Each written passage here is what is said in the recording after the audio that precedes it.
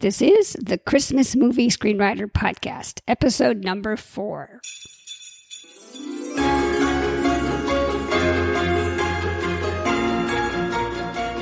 Hello and welcome to the Christmas Movie Screenwriter Podcast. I'm your host, Caryn McCann. The Christmas Movie Screenwriter is a podcast about writing, producing, and selling Christmas movies. I also publish a transcript with every episode if you want to read something later. Just go to the website www.christmasmoviescreenwriter.com. A quick few words about what I'm working on. I'm excited that the strike is over and writers can get back to work. I am scheduled to attend the AFM, the American Film Market, in November, so I'm busy setting up meetings. I also finished a few lookbooks, which is so much more powerful than a synopsis. I'm also working on a new script. The outline is just about done, and I'm excited because I don't think a Christmas movie has been shot there, but it's just the perfect setting. So it's really exciting. A lot of work ahead, but it's also a lot of fun. And now, here is the main segment. Today's guest is Paula Tiberius. She is a screenwriter, director, and writing coach whose screenplays have been featured on Netflix, Amazon, Peacock, UpTV, INSP, City TV, Super Channel, CBC, and more. Her recent credits include the TV feature films Country Road Christmas, Santa's Got Style, Christmas on the Slopes, and Snowbound for Christmas, which became the number 4 movie on Netflix in 2021. In 2023, she co-directed the feature Christmas Time Capsule for Brainpower Studios and a 5-part music video campaign for Richard Duguay album's Beautiful Decline. Paula's independent film background began in Toronto with a slate of short films and her directorial feature debut, Goldie Rocks, an award-winning film about a girl who finds her purpose when she picks up an electric guitar. Paula's current development slate includes rom-coms, indie features, TV comedies and dramas, sci-fi, and animation. Her children's album, Be Who You Are, features 14 tracks of music and spoken word that encourages young people to embrace their authentic selves. You can learn more at www.paulatiberius.com. So, Paula, thank you for coming on the show today. Hi, thank you. Well, I told the audience a little bit about you, but why don't you take a minute and tell us more about yourself and your work? Yeah, sure. I started out as an indie filmmaker back in the 90s. I went to school for film theory and criticism in Toronto. That's where I grew up. Okay. And, after a couple of years of film theory and criticism, you realize, okay, am I going to be a film critic? Because that's not so fun. So I was like, I'd rather make movies. Yes. So I started making movies through the local film thing at U of T, and then expanded to the liaison of independent filmmakers in Toronto, and then from there, made some short films, made a feature, and when I was making a feature, I took a lot of screenwriting classes. I took like 4 major sort of 9-week programs. Wow. And to learn how to write. So that was really worth it. Yeah. But it wasn't until I wrote a romance novel for fun that I got involved in the Christmas movie game. Yeah, you've got a lot of Christmas movies on your IMDb page, which kind of leads me to my question: what makes a successful Christmas movie screenplay? Oh well, a lot of Christmas. You really got there you go. Put Christmas in there. It's it's really always helpful when the storyline is Christmassy itself. Right.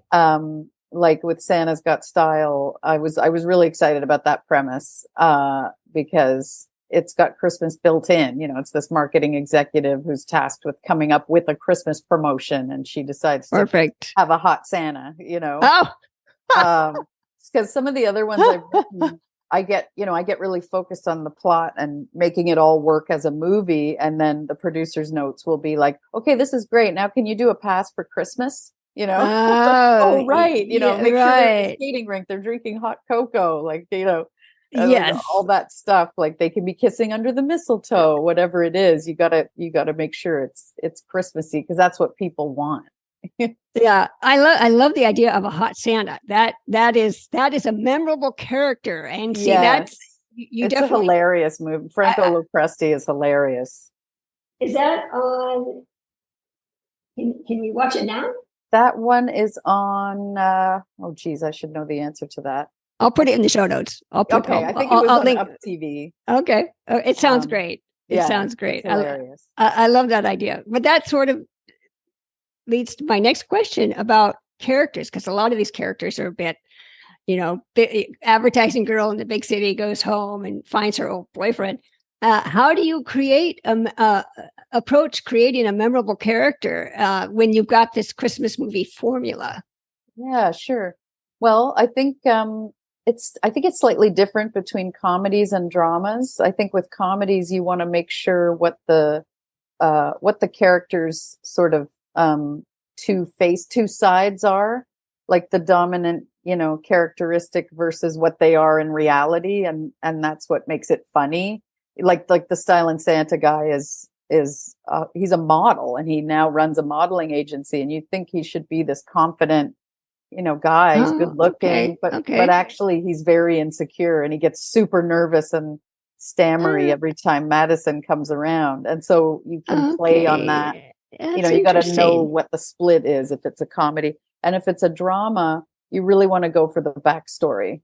Like, is there something that happened with these two people back in the day that's bringing them together, or do they not know each other, but she's got, a painful thing going on with her mom, or he's got a daughter that he's estranged from, like, what's pulling on the heartstrings, and what can build some resentments and fears that then you can blast through with the power of love, right? You can really tell you're a screenplay coach, because these are really good tips. Oh, well, there you go. I like that. I'm gonna write that down. Now, AI is the big topic for all the writers out there and actors. Do you think AI will change the way Christmas movies are written or made? And if so, how? I mean, that's a great question. Honestly, from what I've seen of AI, it's great as a brainstorming tool, and I use it for that. I think maybe I just haven't mastered how to prompt it to come up with anything that isn't just generic, pretty crappy tropes. But those tropes are great though, because sometimes, you put in a prompt like, what happens if a Christmas tree farm is going under and two people are falling in love, and the AI will spit out a whole bunch of stuff. And then you look at it and you think, okay, these are the generic ideas that anyone would come up with. So let me take a twist on this. Yes. So, yes. I mean, it's useful as a brainstorming tool, but by definition, it's regurgitating old ideas. Yes. So that seems flawed to me. So, yeah. And you're dealing with a formula anyway. I mean, the Christmas movies have, it's almost like a meme almost sometimes, this formula that absolutely a lot of people kind of make jokes about, Christmas movies are so if you don't have the human touch, then what are you doing? Like, I don't think that would make for a memorable movie, but I mean, I'm sure they're working on it. Exactly. Now, is there any shifts in audience preferences for Christmas movies that we should, screenwriters should be aware of? I feel like that's like the magic question for producers. They're always looking to see what audiences are doing. I feel like the Christmas genre is becoming so much its own niche that it's like its own world now. Like it used to be when we had network television only, we all watched the same stuff. So we all got to know, It's a Wonderful Life and, all the classic Christmas movies. But now everything's so niche, and it's like they have their own channel. So, right. I mean, I think honestly, what audiences are looking for is a fresh world, like anything, it's like, I know I've had producers say, please, no flower shop owners, no more cafes, have them meet somewhere. Why does it always have to be a cafe? And I'm always like, well, people go to coffee shops, sorry, but but they're right in the sense that it delights viewers, I think, to see a world they've never seen before, you know. Yes, that's exactly right. And that's a good way for writers to like stand out is if you have to meet like one of my last guests, her protagonist was an auto mechanic, not your typical, you know, advertising exec from that's good. That was great. Get out of the office. Yeah, exactly. Now, I mentioned just a minute ago about formulaic, you know, Christmas movies sometimes tend to be formulaic. How do you balance meeting what, you know, the audience wants, what the producer wants, but you also need to be fresh and original? Right. Well, again, I think it does come back to the world. You know, I think there's certain things you just have to have. You know, you have to have the meet cute, and you have to have the development and the emotional heartstring part of it, so that you connect to that character. Those things you can't live without. But like with there's one that I wrote, Christmas in Big Sky Country, and that was a fresh premise because it was a guy working on an oil rig who wants to come home for Christmas. But he wasn't even, it's good. But he wasn't even the main guy. That was like his sister. And then the guy who's tasked with, you know, helping the guy come home is the one. So there were a few, it was like a little bit of a foursome, which was pretty fresh, I thought. Yeah. Which is tricky sometimes because they really want you to stick with the one and the two, as they call it, you know, meaning the first and second person on the call sheet. Meaning the man and the woman. Right. So they want it just focused around the couple. Usually the couple. They usually do. And, but I've written a few that have secondary characters. And as long as it really serves the story, you can kind of sneak it in there. Another one I did that with was Country Roads Christmas, which was written around the John Denver song, Country Roads. That had an older couple and a younger couple, and originally the producers at INSP, who were so great, they were really fun to work with, they were like, you know, we should probably slim it down to the younger couple. But then when they watched it, they were like, oh, you know what, we want to know what happens with these older people. And so they came back and ended up shooting some extra stuff. And wow, yeah, it was cool. Oh, that's great. Well, that's good. You know, it's good to hear, because sometimes first of all, the actors, I would imagine, need a little break from working in every scene. And then second of all, you need a little story on the sideline. What else is happening? Yeah. I mean, in that case, it really fed the main story anyway, because it was her father who was the country star, who was kind of had, you know, a bit of a fall from grace. And so when he reunites with her mother, it kind of feeds her own romance too. Okay. And it's kind of some family closure, because a lot of the times it is a family watching, you know, it's not all, you know, single women, you know, eating chocolate and, you know, like that's a bit of a cliche too. Like I know a lot of families that just have them on in the background, you know? Yeah. Yeah. And so something for everyone is not a bad thing. Yeah, that's exactly right. Now, how would you suggest screenwriters expand their network of producers? And do you have any ideas on networking or conferences? And if so, which ones, or competitions or online platforms? Yeah. Well, there is a new app called Love, LUV. It's like a pink icon. It's a community for romance lovers is how it's built.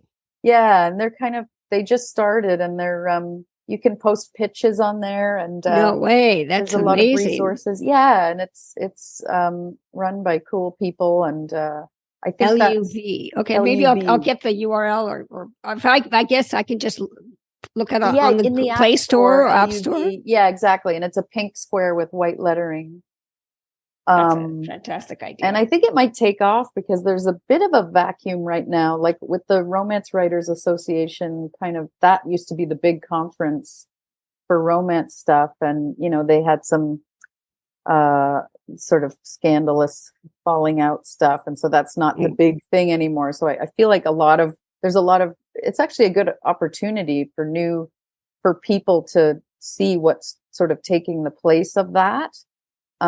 Because like romance novel, a lot of producers will show up to the literary conferences as well. Wow. Like, of course, there's film markets, but the markets won't be just romance. Right. Like the Right. American film market in LA and MIPCOM in France.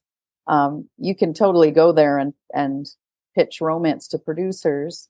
But don't forget about the romance novel scene, because it's sort of like a lot of producers will buy option books, and so if you're there and they're there, Right.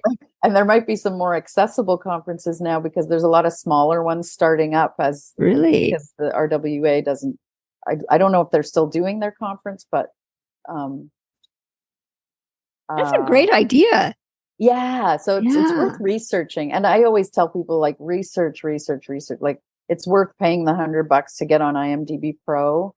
And if there's a Christmas movie you love, like, go on there, find out who they are, make the spreadsheet, all your wish list of who you'd love to pitch to, because the more you have them in your mind and you're following what they do, the more likely it is you'll find a way in, and a way to just send them an email with your amazing logline that they can't resist. I like that idea, but really, you're the first person who have said romance conferences or romance novelist conferences. That's a great idea, because most people, well, I'm a little bit new to the Christmas genre. I was in Asia forever.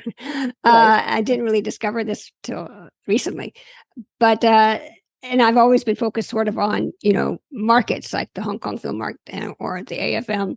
But this is new. This a Christmas writer, obviously, is going to have romance.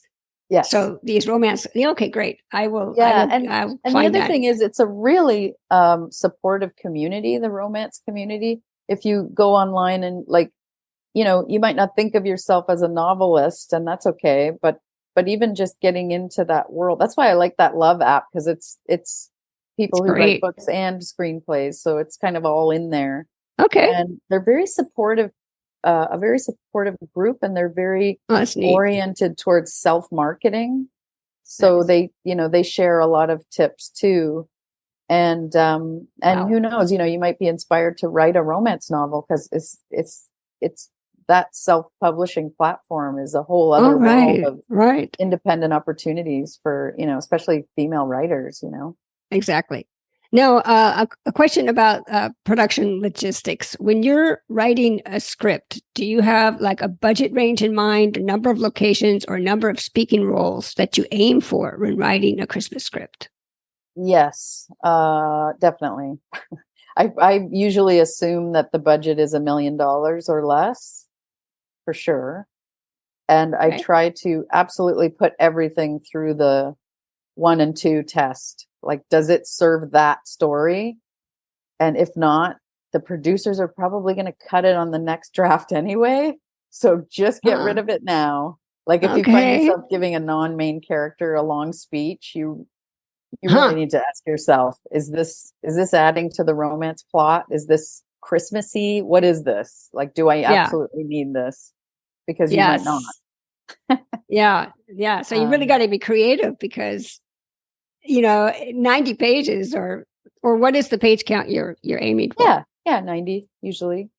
And then in terms of locations, it's the same thing, just being creative within the limitations of the budget, like if you want to put a scene on a yacht, make it a yacht club with a view of yachts in the background. You know what I mean?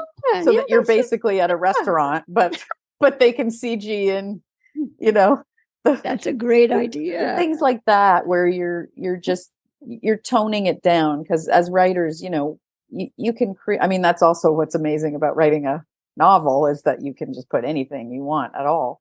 Exactly. But with the movies, just it's really important to try to picture it, like top of a mountain cliff. Okay, maybe, but would it be easier to be at the edge of a lake, where the crew could actually just drive into a pathway and put everyone there?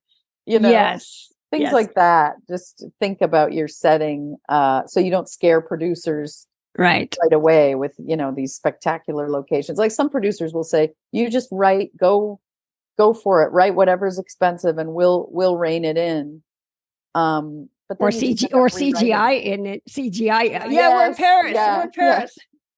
That's right. And they can do miracles too. So you don't want to sell yourself short if it's really important for the concept.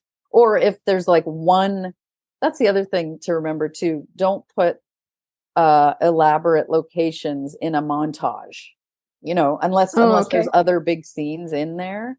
Like if you have a big ballroom scene, that's great. Then you can call back to that scene. They can cut it in here and there in a memory montage or something. But a producer is never going to dress an entire ballroom and have 50 extras for one little clip in a montage. So exactly. Yeah. Exactly. And number of speaking roles, is there a magic number? I mean, I guess it's usually, 5 or 6, like you mean like main parts? Yeah, sort of. Right. Yeah, I'd say it depends on the concept, but that's sort of a scene by scene question too. Like, do you have to have the barista say, "Oh, is this latte for you?" Or is it better to just cut to them with the latte? Like, imagine yourself in the editing room, right? It's like a good point. And there's a lot of toing and froing in scripts that's totally unnecessary and gets cut in the editing room. And when you've written a lot of these movies and you see what they cut out, you think, oh, geez, why did I even bother having them introduce themselves? Of course, they didn't need to do that. Right. So it's like the rule of screenwriting generally is get into a scene late and leave early, because the audience is smarter than you think, and not everyone has to shake hands. Yeah, exactly. Yeah. Hello, how are you? I'm fine. And you? Right? Like that can take up a whole page, and then the editor's just like, snip, Now, what advice would you give to your younger self? Oh, that's always a good one. Maybe don't party so much. No, that's a first.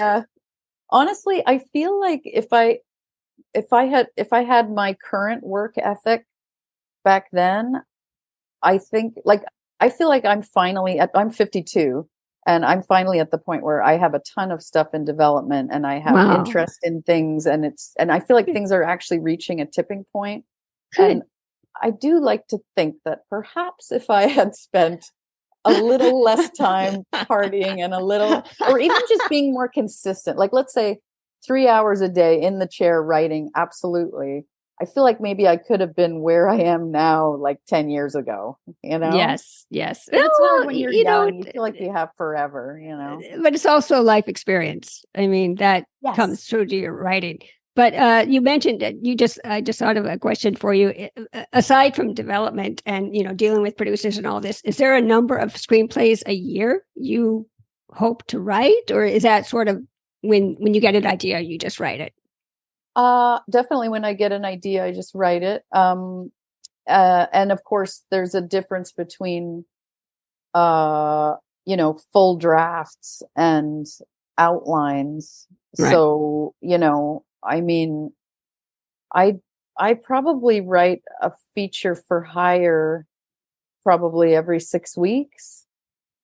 Wow, that's great. Yeah. So then my own stuff, I try to wedge in there and probably write more like 2 or 3, like maybe 2 finished, like a pilot or something. So how many is that a year? Last year I wrote, I guess that's quite a few then, isn't that's it? quite a few. Yeah. That's over 15. I need to do that math. That's over 15. That's amazing. Oh, that can't be true then. That sounds like too many. So are you really doing like a script, like let's say one script, 6 scripts a year? Yeah, that sounds right. Okay, that's a lot. Yeah, it is a lot. It is. And it is a lot. I feel like Stephen King, like in the bathtub, like mowing the lawn, and he's on the typewriter, like just word count, Like, because when, like, I just wrote this thriller and the producers needed it fast. And I was like, okay, how many pages can I realistically write in a day? Like, usually I go between 5 and 10. That's great. But they really needed it in 4 days. And I was like, okay, Wow. so if I have Wow. any hope to actually edit once it's written, I have to write 30 pages a day. Like, Oh I my have to. gosh. And Wow. so you just do it, and you get that sort of neck cramp going. Yeah. And Wow. it's like, it's not the healthiest thing in the world, but Wow. it can be done. So with a on good these, outline. the scripts that, do you find yourself, you just have an idea and you write an outline and then you are marketing those, or are you actually trying to write an entire spec script and selling those? It's hard to market an idea because the first thing they say is the pilot available? And then they want the script. And then they want the script. So it's kind of hard. I mean, especially starting out, like, I feel like now I know producers, so I could pitch, and I have pitched ideas. And certainly I know other Christmas writers who sell pitches all the time. And that's great. That's I have amazing. not had success that way personally. Yeah. I've pitched a lot of stuff and I've never sold a pitch. But it sounds like you're for hire. I mean, the producers are coming to you, right? And saying, so here's our idea. So I mean, that's even better. They're giving me their ideas. Yeah. I mean, it's great. Yeah. I love it. So you're already at the point where you don't necessarily have to write a spec script. You've already got. No, I don't. But there is definitely a joy in selling something that you of course came up with yourself. So yeah. Oh, I totally still agree. Aspire to that. Great. Now that is amazing. You've got this amazing work ethic. It's amazing. You put out so much work. And still doing specs, and you've got these huge track record, and you're an inspiration. So to wrap up, would you like to share any social media details or links so our audience can track of your work or your coaching business? That would be interesting. Oh, sure. Yes. Everything is at paulatiberius.com. All my social stuff there, Instagram, Facebook, and then on the homepage is a button for my writing coach business, and you click on that and there's just like a form to fill out, but you can just email me too. My email's on there if any of your listeners are interested in coaching or editing services. I love to do that. I love to mentor other writers and just talk about writing. Yes, well, you've given me some great ideas just in this short talk. I mean, the hot Santa, the oil rig. I'm like, my mind is going like a wheel. Yeah, come up with an original world, right? That's what dazzles producers, I think. Exactly. Well, Paula, thank you so much. Your information has been great. It's been very educational and inspiring. Thank you for coming on the podcast today. Thank you for having me. When your movies come out, especially, I'll put in the show notes your IMDb link so we can know where are these shows on. And I look forward to watching them because they sound very original and fresh. So thank you again. Thank you so much. Okay. We'll see you later. Bye. And now for my takeaways. Today I have 3 with my interview with Paula. Number 1, be traditional yet original. Christmas movies need the regular elements such as the meet cute moment, the heartstrings part of it, maybe ice skating, drinking hot cocoa. However, try and be original. Paula wrote Christmas in Big Sky Country, and one of the leads worked on an oil rig. That definitely is memorable and made her script stand out. Number 2, consider romance novel conferences. Networking with producers is difficult at crowded film markets, but now the RWA, the Romance Writers Association, which used to have big conferences, has sort of gone by the wayside. However, there are smaller conferences that have taken their place. So some producers will option romance novels, and you can consider self-publishing your script in a novel. Either way, you're bound to run into some producers at these smaller conferences that are strictly for romance novelists. Number 3, love is in the air. And that's love spelled L-U-V. LUV Love is an app and website that caters to romance writers, either novelists or screenwriters. Paula says they're also a very supportive community, and you can also find tips on self-marketing your projects. You can download the app or check them out at https://www.luvcentral.com. Well, that's the show. Thank you for listening. To show your support, please give us a 5-star rating on Apple or wherever you get your podcasts. And sign up to be notified of the launch of our membership website at christmasmoviescreenwriter.com. Thanks for listening, and I'll see you on the next Christmas Movie Screenwriter podcast. Bye.